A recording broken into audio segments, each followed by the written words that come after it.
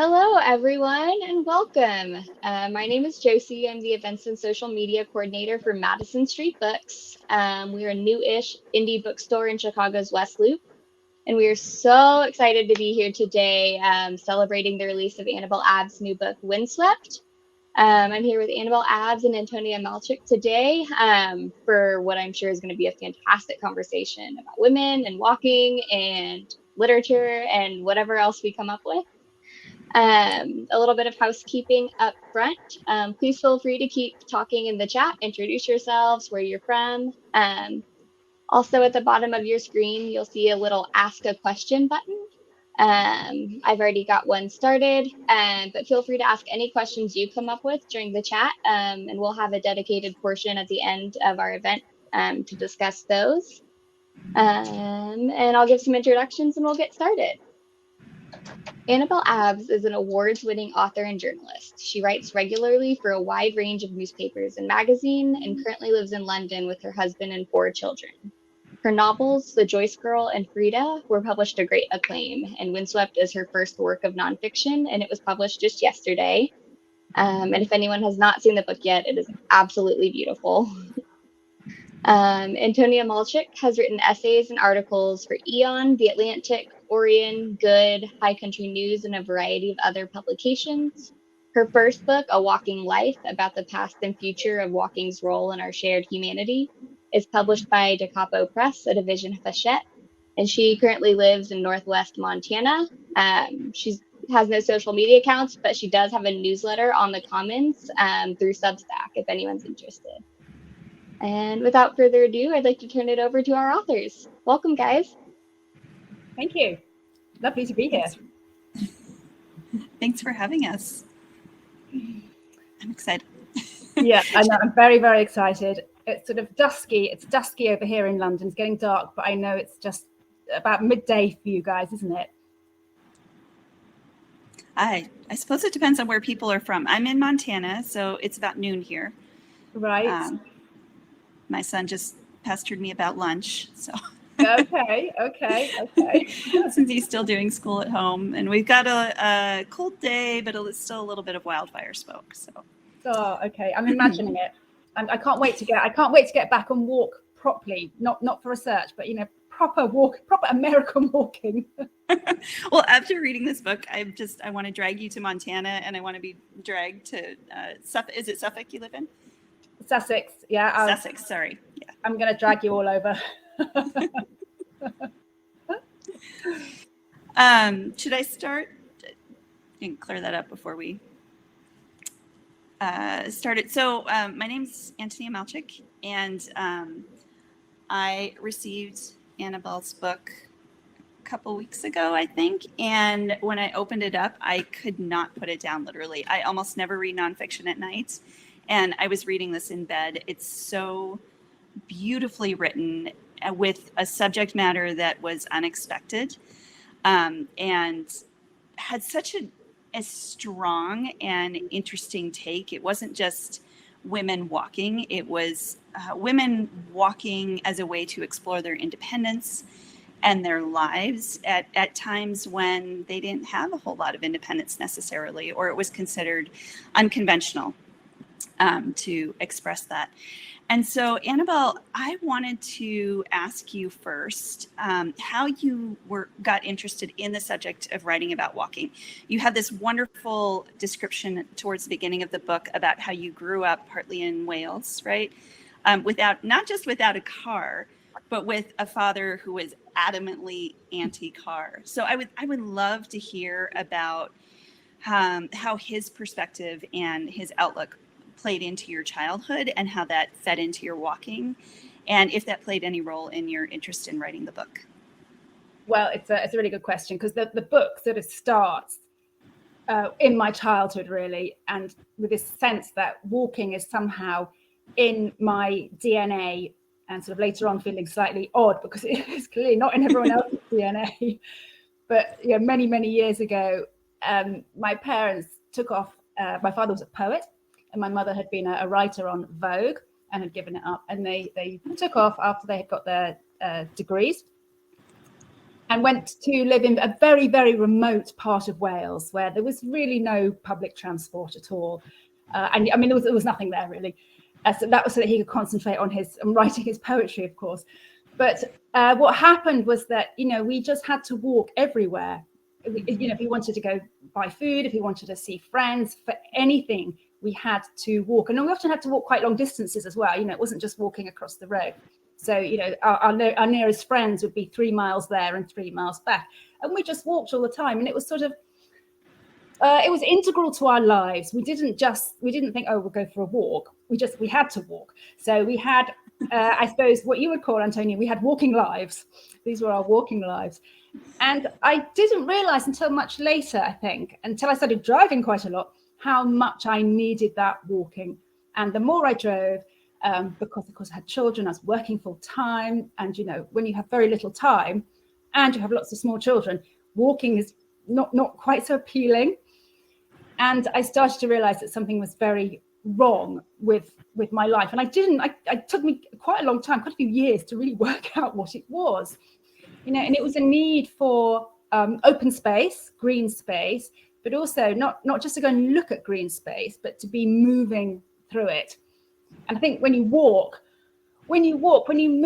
I had this sense that, things start to change internally, and not just at a sort of cellular level. Obviously, your body changes, there's more oxygen going to the brain. And so a lot of things are happening in the body, but also this sense that things are shifting emotionally, psychologically inside you. And I couldn't really quite put my finger on it at the time, but I thought I'm gonna read lots of books. I rushed off and bought lots of books about walking, which I read with great interest. And then one day I looked at these books and I thought, God, that's really funny. They're all by men. And in those days, I didn't shop or go to the library in a gendered way. I just took out the book that had the nice cover or the great reviews. And, I just never thought about it. Of course, we all think about it now. Well, I hope we all think about it now.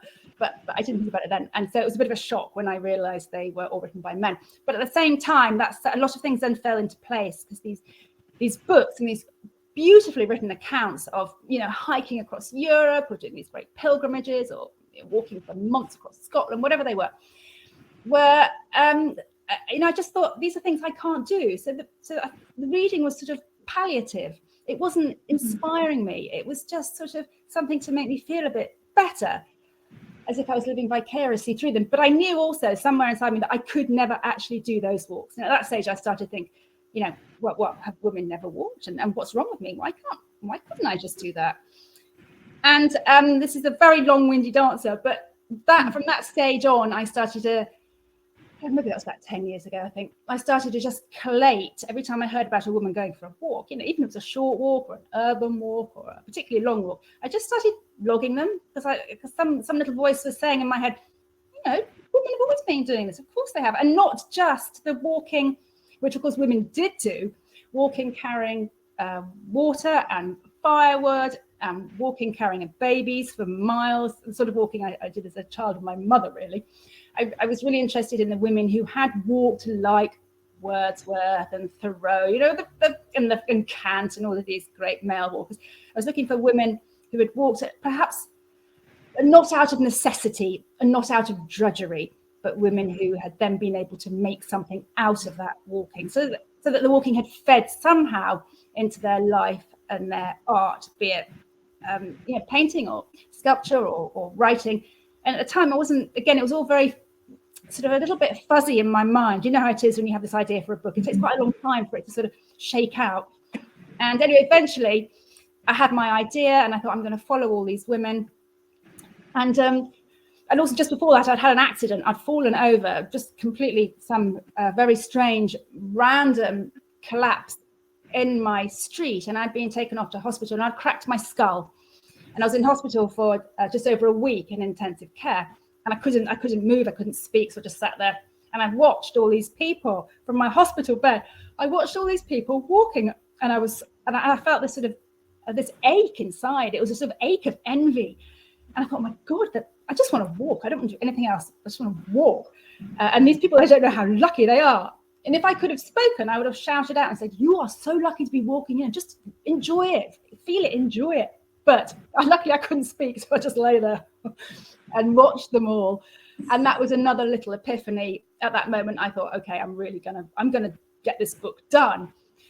So that, from that stage on, I wrote a proposal, and publishers were interested, and then I set off on my journeys. And I had this idea, I had to then try and find, I had to try and work out the structure of the book.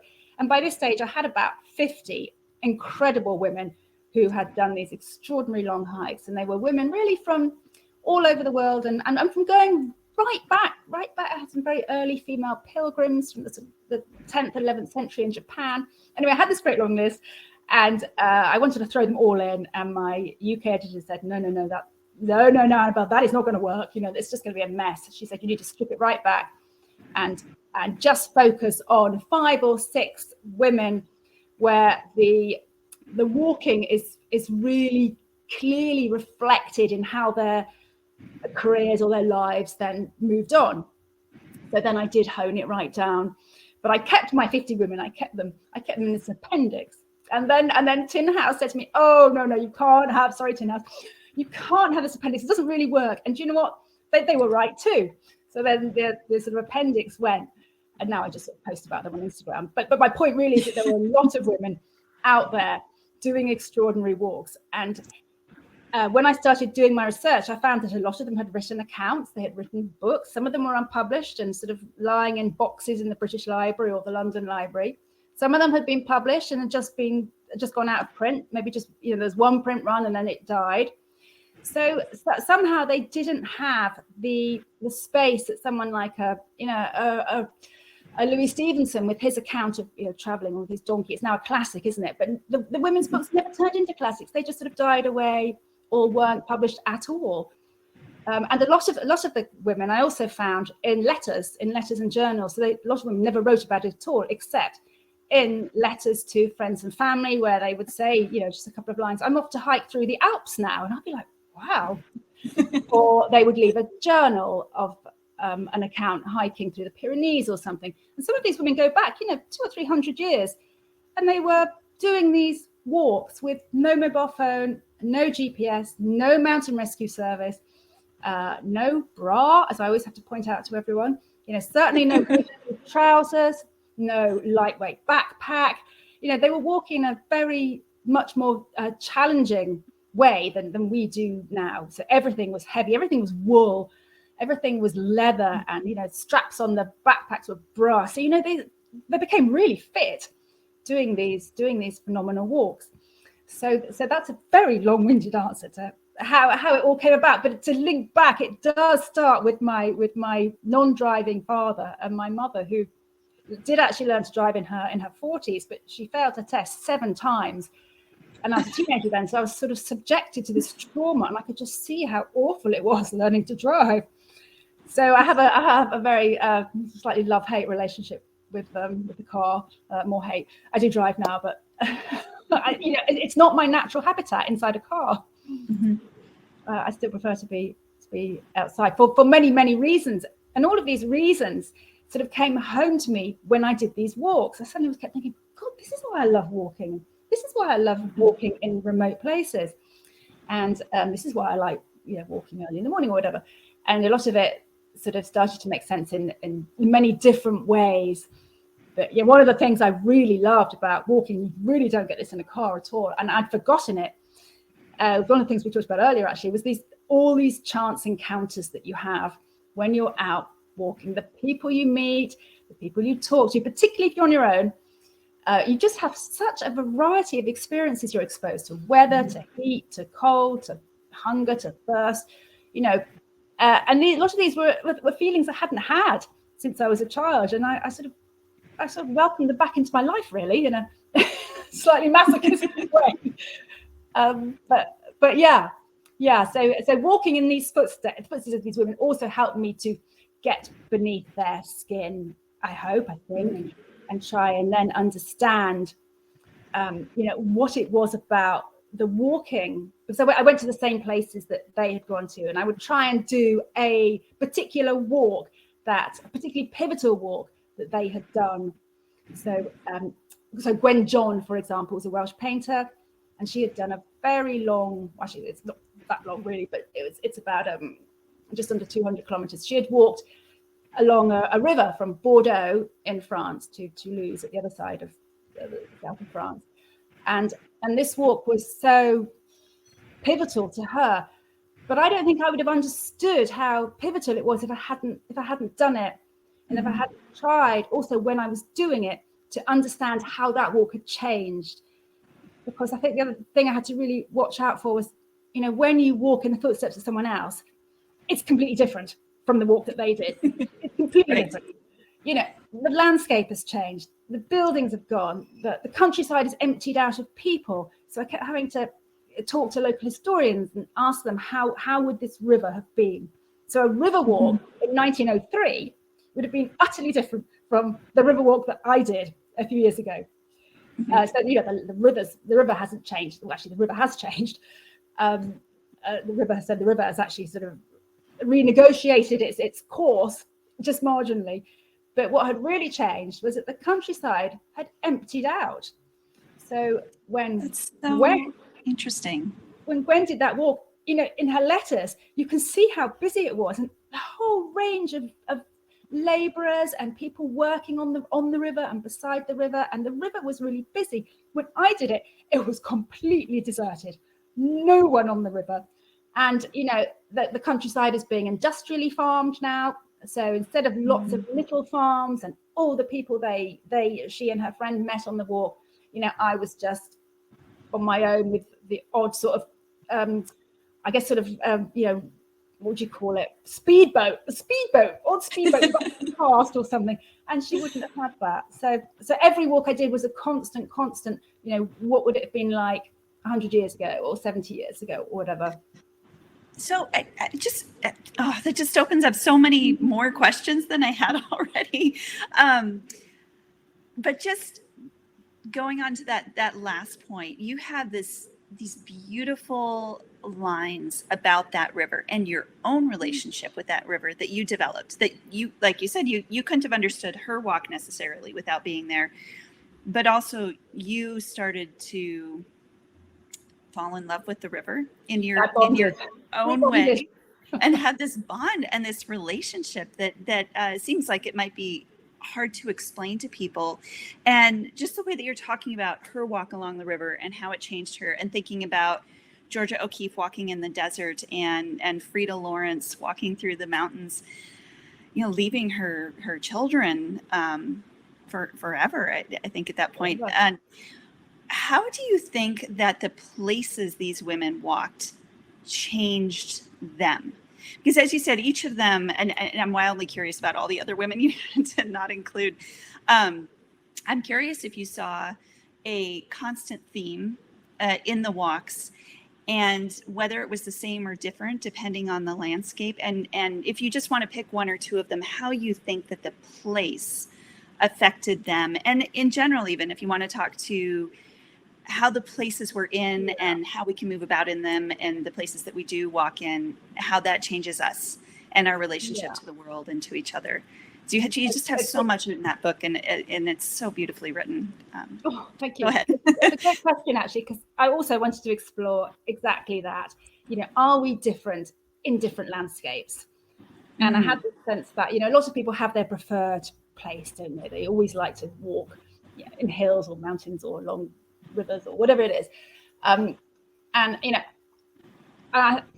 that probably comes, I suspect that comes from somewhere and from something, and I'm not quite sure where it comes from, but all I would say is don't necessarily believe that little voice telling you, oh no, the wild, the plains are not for me, they're dull.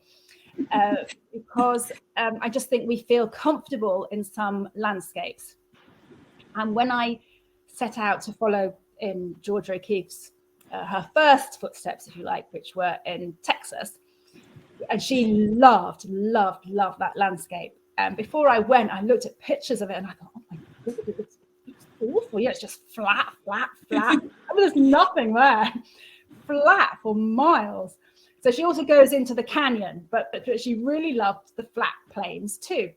So I got very scared by these plains, because here in Europe, we don't have anything like that. You know, I'd have to go to Russia. I'd have to go quite a long way to get that, you know, that proper sort of Texan, miles and miles. You know, we have the moors and things, but they're nothing compared to Texan plains. Just that endless flatness going on and on. So I was quite scared. When I realised that's what it looked like, I persuaded my husband to come with me. I'm a bit embarrassed about this. I persuaded him to come with me, and also partly because I knew then I had to drive. You know, I had this daft idea, I realise now, which was that I would walk over Texas and I would use public transport. I thought I'll just walk and I'll get trains like Georgia O'Keeffe did, and I'll get buses. And, you know, I was quite quickly told by anyone who knew that is just not possible in Texas. So I persuaded my husband to come with me, and I was still very nervous about this amount of space. I'm used to very, you know, small hedges and fields and woods and gates. Everything's small and very manageable. And, you know, so we forget, don't we, that was just the landscape I grew up in. That's why I liked it. But of course, when I got to the plains and I started to walk around as much as I could walk around, I suddenly realized why Georgia O'Keeffe absolutely loved it. And she loved everything about it. She loved the heat. She loved the dust. She loved the cold at night. She loved the huge sky. She loved the wind. You know, so a lot of the things that most people would think, oh, I don't want to go out in a dusty wind, she adored. And just knowing how much she had really loved it made me think, right, you know, I'm going to really be open. I'm going to really try and love it too. And I was so struck by the enormity of the sky. I think that's what completely took my breath away. Just how vast it was. And we don't have skies like that. I don't think we have them anywhere in Europe. So I absolutely loved that sense that the sky just went on and on and on forever. And that changed. That certainly for Georgia O'Keeffe, because she talks really eloquently about it in her letters. These very, very long letters. She wrote letters, you know, every day to Stieglitz, and she talks about the impact of that environment on her. And I started to sense that too, because it's actually incredibly liberating in many, many ways. You don't have to, or she didn't have to, you don't have to plot a route. You don't have to think, am I going through that gate? Am I going to go this, you know, behind this hedge? Or you don't have to think about anything, because there's nowhere to go. I mean, you just walk, you just go. So a lot of the tiny distractions of a walk and all the little decisions that take up your brain space are just whipped away. There's absolutely, it's just you and sky and horizon. And I think what that did for me is it made me feel that I was utterly, utterly immersed. Particularly for me, it was the sky.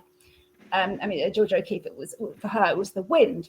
For me, it was just that sky, and I just could walk and look at the sky, and I didn't have to think about anything else. And I have never focused so intensively on a sky, and the skies are beautiful. You know, I've never seen a sky like that before, or since actually.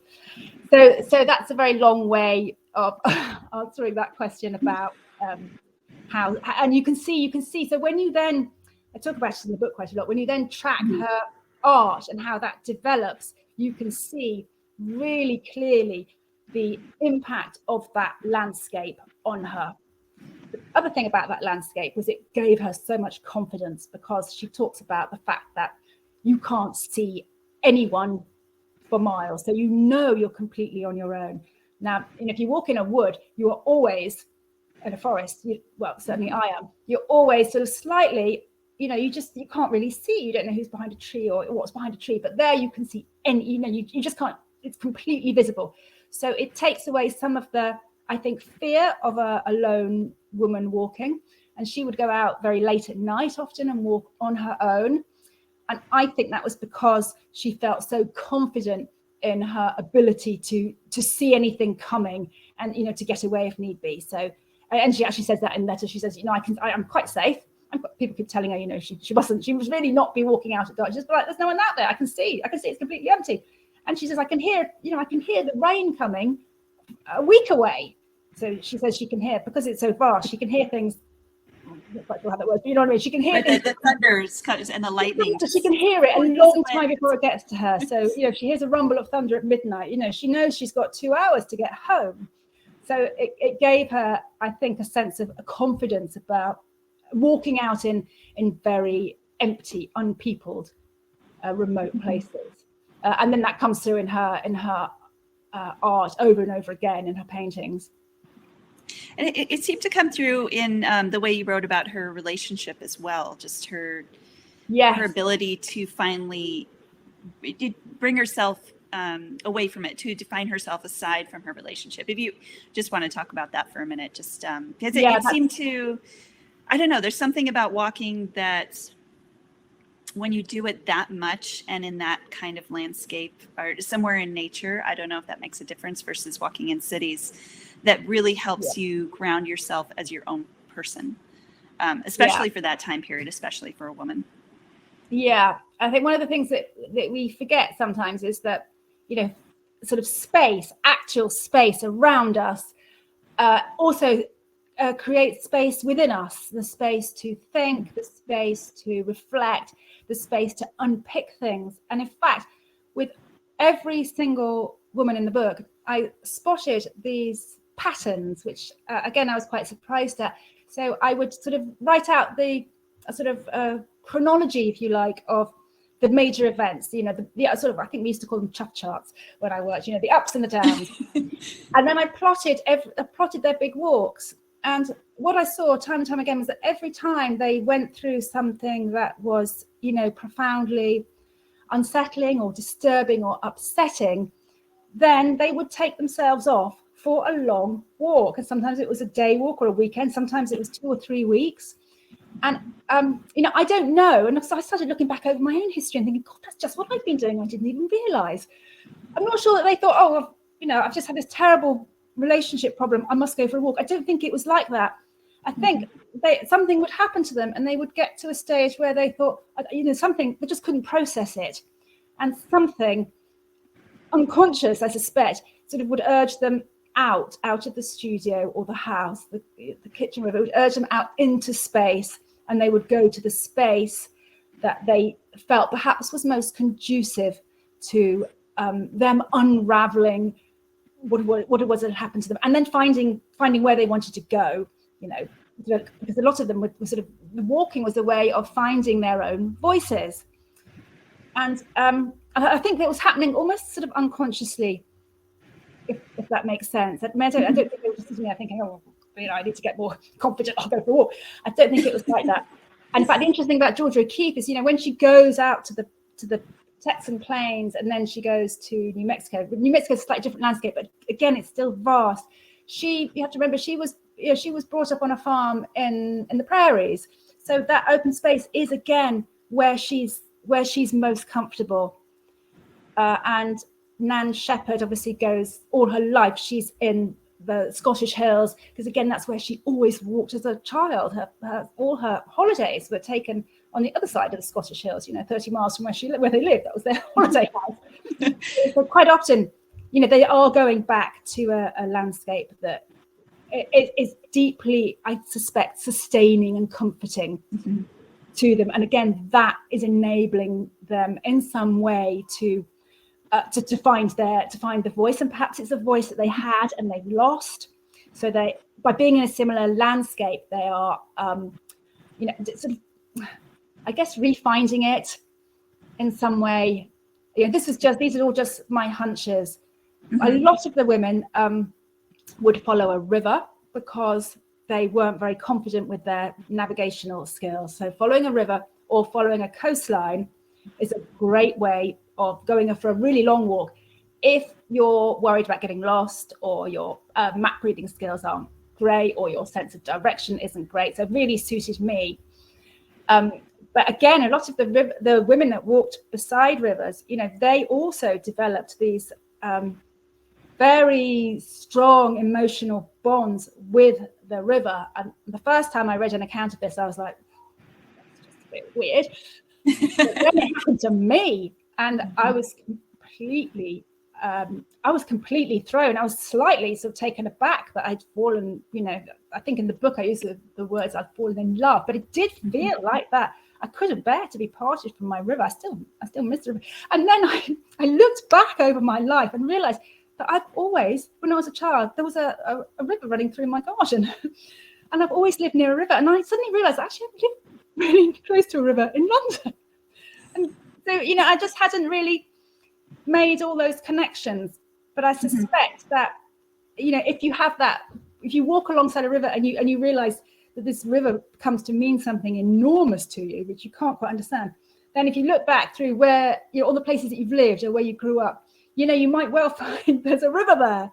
So, there's a lot of things happening when we walk that aren't always clear to us when we're actually doing the walk. That's related to something totally tangential, but my cousin in Russia said that once, that we always search for the type of landscape we grew up in. And my father disagreed with her because he had moved to Montana in the 1970s and said, well, I love Montana, that's my place. And then we all reminded him that he was born in the Ural Mountains in Russia. And so like, maybe that's actually true.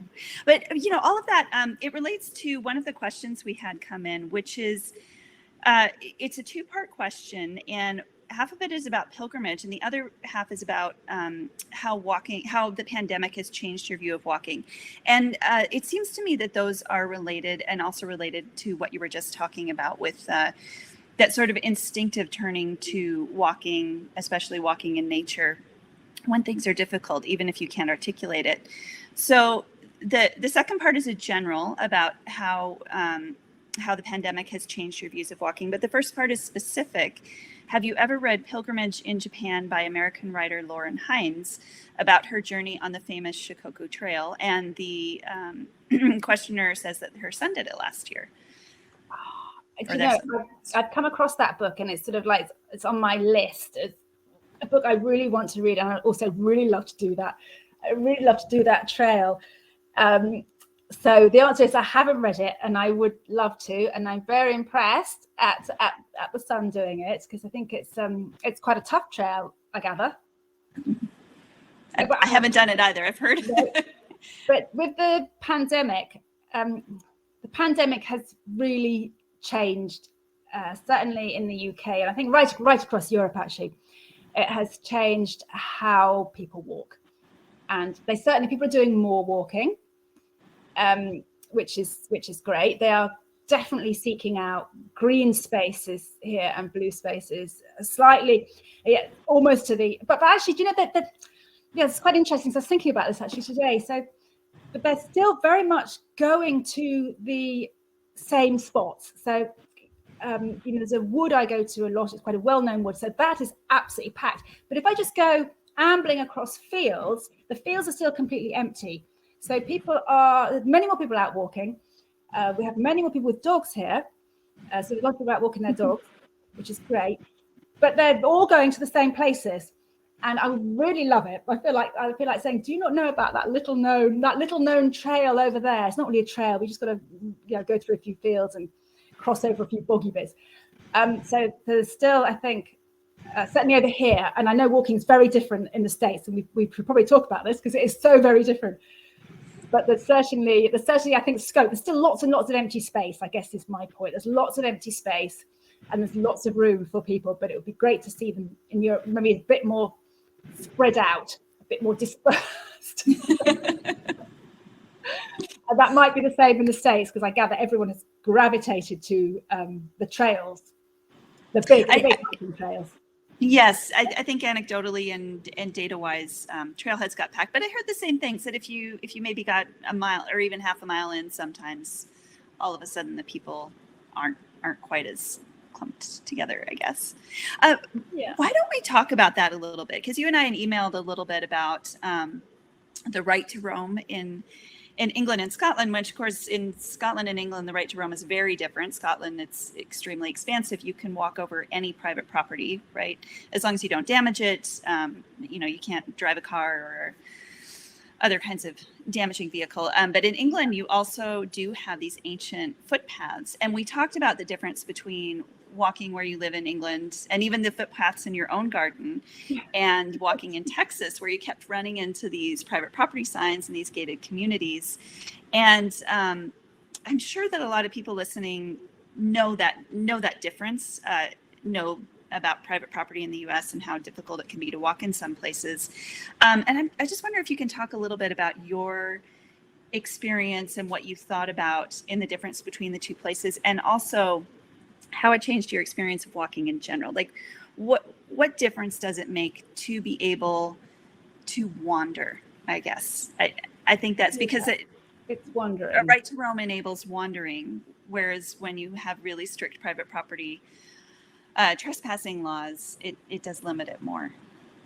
Yes, I think in the US system, if I'm right, you sort of have to plan your day, don't you? You have to know where you're going to go, where you're going to park, what trail you're going to do. I think you have to stay on the trail. Is that right? You're not allowed to come off the trail, which is a complete surprise to me.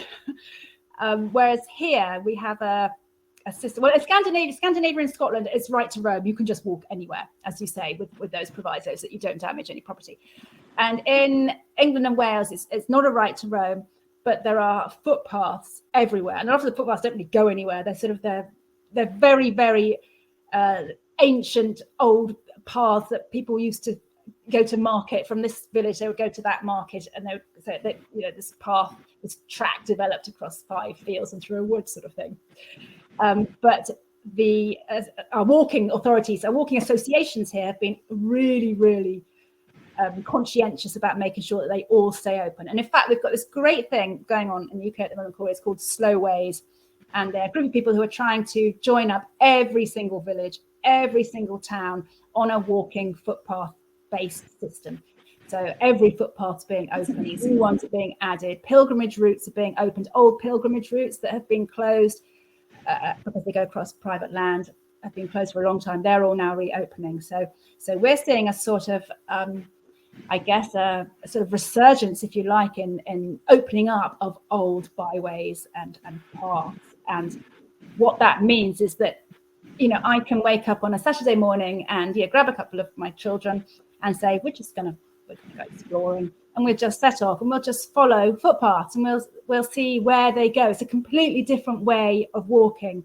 We don't have to plan a route. We don't have to, work out where we're going to park the car or whatever. We literally can just walk following little signs, and we don't really know where they're going to go, and we get a bit lost. And in that process, we discover things that we would never have discovered if we'd read about it on a trail. We're going to be seeing this on, this at 1 mile and this at 2 miles, and we can stop here. So it's very different. You're much more open again to those sort of new experiences, and you're not expecting anything. So everything you see is a bit of a surprise. No one has told you there are orchids here or mushrooms there or rare butterflies here. So everything you come across, you feel as though you've discovered it all by yourself. So for going with children, they love it. And also you can say, well, you choose which path to follow. So everyone should come to the UK and try out our footpaths. But when I got to Texas, I didn't realize that it was quite how it was going to be. And I sort of arrived in my cabin and I was really jet lagged. So I woke up in the middle of the night and I thought, well, Georgia O'Keeffe just used to wander around in the dark, and I'm going to. So I went out and I started walking. I didn't know I was walking also all over people's private property, but it was the middle of the night, so no one saw me. It was only and it was dark. It was only the next morning when I thought, well, where was I walking? I realized I'd been going, I don't know, across people's fields and farms and whatever. Somehow I just thought it was like the UK. So luckily I didn't get shot or anything.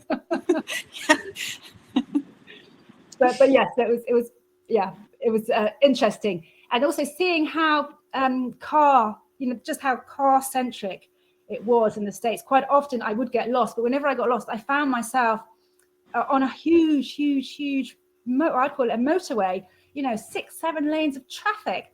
And we don't really have that. We might have 25, which I think has about 4 lanes. But these were just regular, not a special road. These were just sort of normal roads. And they were really hard to cross. So often they didn't have any crossings. I'd be walking miles to try and cross the road. I don't know if I was just unlucky. Or because of course normally when I've been to the States, I've been into cities like New York and Boston and San Francisco, and they're very walkable, and there's lots of public transport and lots of places to cross the road. So probably should have just done a bit more homework. Well, it's good to get lost, as we were talking about. Yeah, in more ways than one. Well, yeah. We had an earlier question actually that was more writing specific, which might be interesting. It's from Tamela, I think.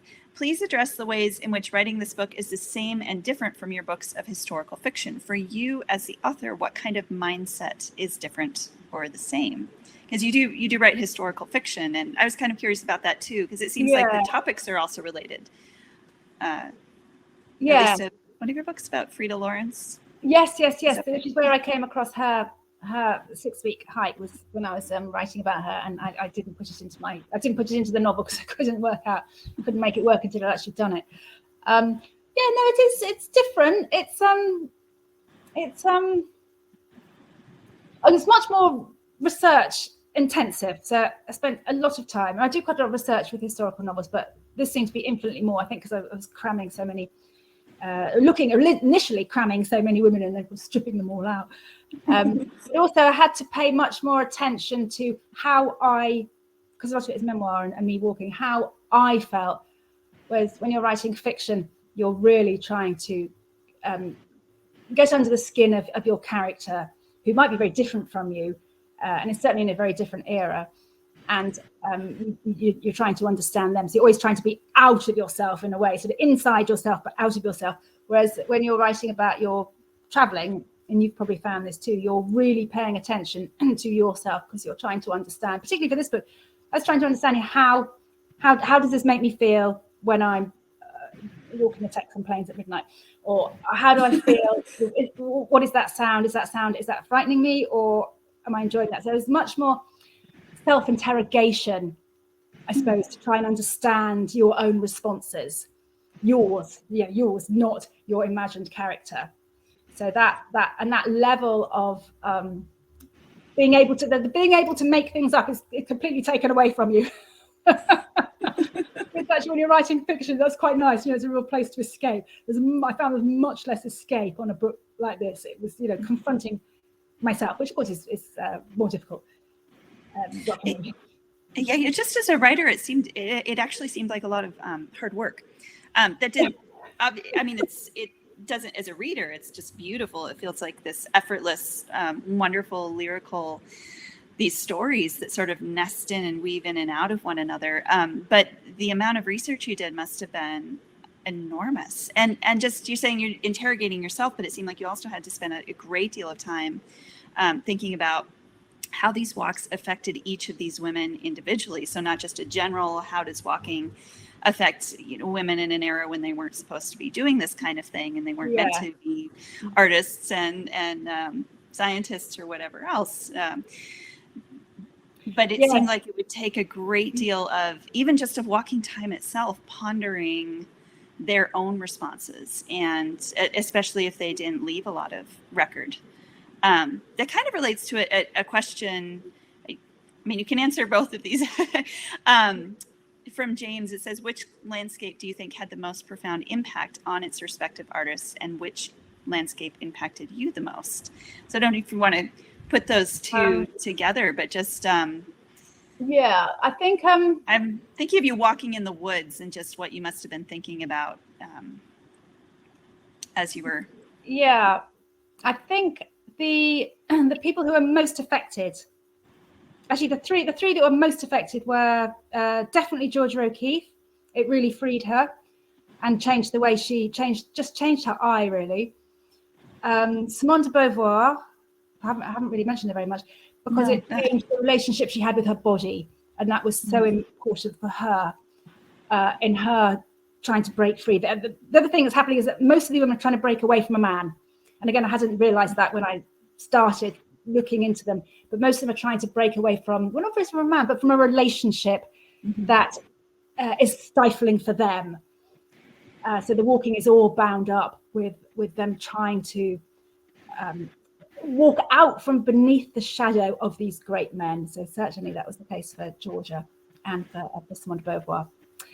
And the other one is Nan Shepherd, who isn't trying to walk away from a man at the shadow of a male, really, but she has got a very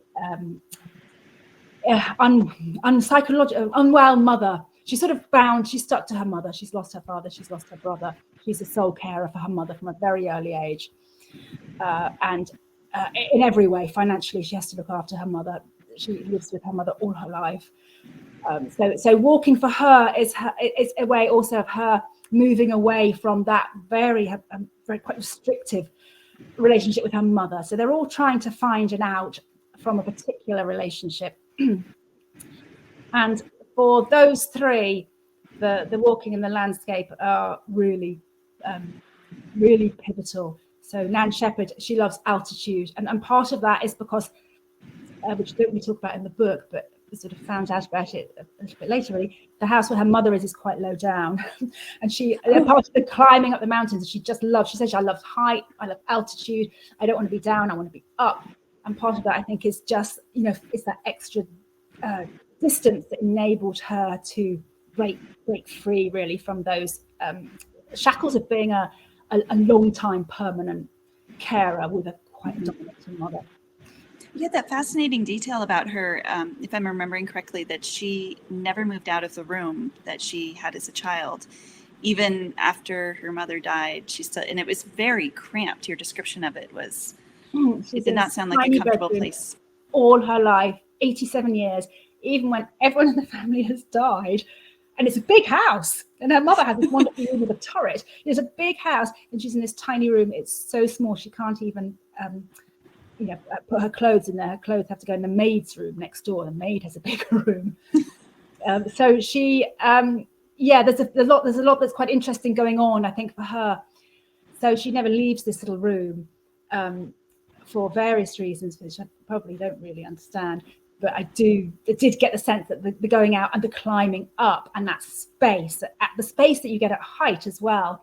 And if you've been in Scotland on those Scottish hills, it's slightly Texan. There's no trees. It's very, when you get up high, there's just nothing there. It's very barren and empty.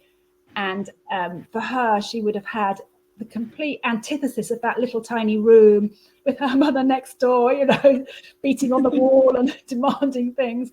And it was where she found her release, really. So does that answer? It does. And the second part was which landscape impacted you the most? Which landscape had the most impact on you? Oh, I have to say the river. I have to say the river, because I was sort of so thrown by this slightly strange relationship. But I'd be interested to know if I don't think it's that unusual. I'd be interested to know if other people have walked, for day after day after day. That's the other thing. It wasn't after one day of river walking. It was after maybe 5 days of walking always by the river and noticing how the river changes and how much wildlife the river supports, and how the light changes on it by whether it's early morning light. It just changes all the time. I think maybe it's just a very interesting walking companion. It never answers back. It's fascinating. So have you ever personally considered? This isn't a question from the audience, but just I'm curious. Because I get asked this all the time if I've ever wanted to do what's called a through hike, like the entire Appalachian Trail from south to north is how people usually do it. And I know in Europe and in Britain, the options are very different, but there's a lot of pilgrimage trails throughout Scotland, and of course, countrywide trails throughout England and things. Have you ever, just for yourself, not following in the footsteps of a subject, wanting to do any particular long walk yourself, or one of the pilgrimage routes? We do loads every holiday from about maybe the last 7 or 8 years. As soon as my youngest child got to about 7, and I thought he could walk 20 to 30 kilometers a day, every holiday was a walking holiday. So we only ever went on trails, long hiking trails. We went all over Europe actually with all of the children. I just thought, that's all I want to do, and they're coming with me. And the great thing is that they love walking. In fact, one of my daughters is planning to do the Appalachian Trail, so I can now consider myself a marvelous mother because they all like walking. But I was just going to ask if they've all become walkers. Yeah, they have. We sort of fell into a rhythm, I think, also as a family, Because the other thing about walking is, you don't have to walk together. You don't have to talk together. You can walk the same path, but you don't have to talk to anyone. You can be quite spread out. So, but you're having the shared experience. So, we would obviously all arrive eventually at the same destination. And we would all have seen different things, or we'd have seen the same thing, sometimes in groups of 2 or 3, or sometimes groups, sometimes we saw them on our own. So it was sort of a shared experience, but with space in our togetherness, if you like. and it's sort of, they might say otherwise, but I think it worked. That's lovely, actually. So there's another question from Tamela. Please tell me if I'm pronouncing your name incorrectly. You did talk about that you had about 50 women originally. So she was asking if you considered other subjects. If so, who and why did you drop them? And I think I would just rephrase that a little bit. How did you end up landing on the women that you did end up writing about? Partly for some of them because I knew they were names that people would be familiar with, and that would people would feel a way in if they knew one or two of the names. So there's a bit of familiarity, I think, and partly because they had so clearly made use of their walking and the landscapes. So one of the women I include is a woman called Clara Vivian, who no one's ever heard of because all of her books about writing and all of her books about walking and travel have all just lapsed completely out of print. And she's actually I'd never heard of her before until no one knows who she is. Even in the UK, no one knows who she is. So I included her because she was such a powerful example, really, of the many, many, many women who had, like her, walked and written and then just been forgotten. But with her, she had written lots of books. She'd written about 20, whereas some of the others would just write one book. They would have one print run, and then that was it. So she was an obvious contender, really, she sort of exemplified what had happened to so many of the lost women of walking, if you like. And I thought she was very interesting, a very good writer. In fact, she walked all over the world, but I chose one particular walk, in fact, which I couldn't do because I've broken my foot. So her walk across Canada, if you just want to describe that briefly for people. Yes, that's very impressive.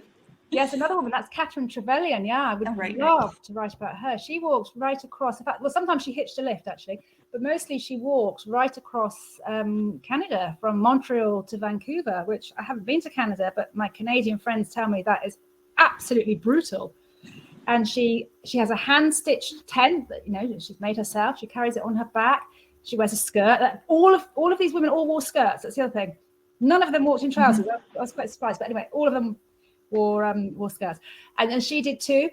And she took a pistol with her because her father said you can only go if you take a pistol. And she became a celebrity. Actually, by the time she arrived in Vancouver, she was really famous, and she had to go and have all these dinners with the mayor of Vancouver. But again, she's just been completely forgotten. And she's very interesting. Yeah, she was only 23 when she did it. But again, as in all of the other cases, she had, when I sort of delved into her backstory, she had these terrible experiences that happened to her, and she I don't think she could find a way out except to do some huge, enormous walk miles away from her friends and family and everything she knew. She needed that, she needed to go into the unknown to sort of find herself, if you like, to know herself. You talked about that with Gwen John as well, about her childhood, and maybe not horrific, but very, very unloving, unaffectionate, kind of starved for love, and how moving through the landscape fed her in some way. Yes. And then all her life she was always walking, and in fact by water, by rivers and the sea. And in fact, you go back to her childhood, she grew up by the sea and often did a river walk quite a lot with her brother, and with her mother before her mother died. So again, it's harking back to a landscape that we knew as children, or we knew at a happier time, and that we feel really comfortable in. So I'm curious, we're getting close to the end of the time, but I was just curious if there's any of these people, either who are in the book or who you had to sadly remove from the narrative, that you would love to walk with? Oh, that's such a good question. If you had to choose one to go on a walk, or two or three, just So just from the ones that I cut out, or from any of them? Any. Oh, well, I'd love to walk with Nan Shepherd.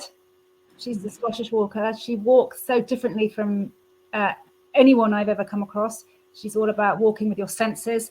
So her book, which is called The Living Mountain, which I urge everyone and anyone to read, it's just a book about walking, and it's divided into these chapters. Walking in silence, walking with smell, walking with song, bird song, and she is really exploring how to walk in a really, really embodied way. Really, the way she writes and the way she walks is incredibly sensuous, really. It's all about, she puts her hands in the earth, and she puts her hands in the moss, and she smells things, and she puts her head, she bends over and looks at the world below through her legs, if you can imagine that. I won't demonstrate it. And she says, how the world must see itself. And she's just a really unusual walker because of how she walks. She walks barefoot. She walks barefoot over heather. Then she goes, and she describes everything in minute detail, because she doesn't really walk anywhere else. She walks in the same place year after year after year. She was my role model in the pandemic. Whenever I thought, oh God, I've got to do the same walk again, I was thinking Nan Shepherd, because every time she found something different and sort of marveled in it. So I know we're really up against the clock now, so I'll stop there. Oh, that's amazing, though. It's beautiful. We don't have any more questions from the audience. So do you want to talk at all about, or if we need to stop? Oh, feel free to ask another question. I'm just curious, what projects you're thinking of next, both for writing and for maybe a walk you're planning somewhere different. Oh, okay. Actually, I am. Yes, I've got a big hike planned in October in Spain. So for 12 days, just walking around the island. And then I've got a historical fiction coming out in, actually it comes out in America. It comes out next month, actually. Yes. And then in February. Yes, I know, sort of a bit back to back. It wasn't meant to be like that. My planning's not very good. And then I'm working on a book about women at night, women who did things that worked at night. So that sounds fascinating. Early stages. Well, thank you so much for having me. It's been wonderful. Thank you so much, Annabel. This is fascinating. I could listen to you talk about walking all day. Well, you're going to come over here and we're going to walk. Yeah. For anybody who wants to know, we had this funny connection where my husband's from Nottingham, and we talked a great deal about Nottingham and walking there, and D.H. Lawrence, because she writes about Frida Lawrence, who walked with D.H. Lawrence and then left her husband and kids for him, and so now we've got to have to walk together in the. We're going to walk all over Nottingham. All over Nottingham. Sherwood Forest is lovely. We'll go there. Oh, well, this was just fantastic to listen to, guys. Thank you both for joining us today. Thank you to everyone who's come to hang out with us. This was really just so lovely. We were so thrilled to be able to help celebrate this book. I'll give one last push. If you've not yet bought Windswept or A Walking Life, you can buy them from us online. You can buy them from your local independent bookstore, wherever you are. They are both beautiful, wonderful books, and you can always come back and rewatch this conversation after reading them. Thank you. Well, we'll let you get on with your days/evenings. But again, you can access this conversation at this link anytime. And otherwise, have a great day. Thank you. Bye, guys. Thank you. Thanks to everyone who came.